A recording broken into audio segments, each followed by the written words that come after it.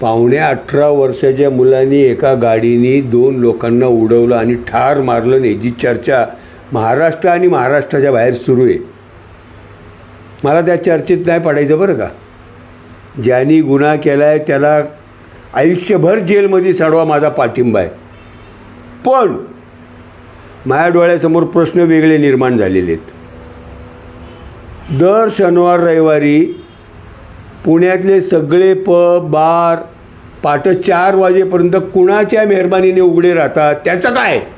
या व्हिडिओचे सहप्रायोजक आहेत Soham Developers, we build for future. Shitole Crystal, Shitole Heights आणि शितोळे पार्क असे 1 ते 3 बेडरूम्सचे वारजे कर्वेनगर भागातील स्मार्ट होम्स, जिथे तुमचे भविष्य होईल सुरक्षित.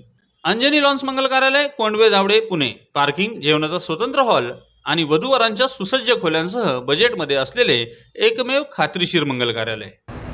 1 महिना ही चर्चा चालू होईल आणि 1 महिन्यानंतर परत हे सगळे पब अशाच पद्धतीने पहाटे 4 वाजेपर्यंत चालणार आहे. मला नक्की आकडा माहीत नाही, पण पुण्याच्या आणि अवतीभोवतीच्या 50-55 इमारतीवर टेरेस हॉटेल चालू आहेत. मला माहीत असलेले हॉटेल जे मला माहिती आहे ते मी सांगतो बरं का. तिथं हुक्का पार्लर बी चालू आहे. कोण याला परवानगी देतो? महापालिकेची परवानगी नाही, पोलिसाची परवानगी नाही. मग 50-55 हॉटेलच्या टेरेसवर कुणाच्या आशीर्वादाने हे सगळं चाललेलं आहे? आई शपथ, मोकळ्या मनाने बोलायचं असेल ना, 4 मोठ्या वकिलांनी माझ्या पाठीशी उभं राहायचं मला आश्वासन द्या. मी उद्यापासून मोकळ्या बोलाने सगळं महाराष्ट्रासमोर मांडायला तयार आहे.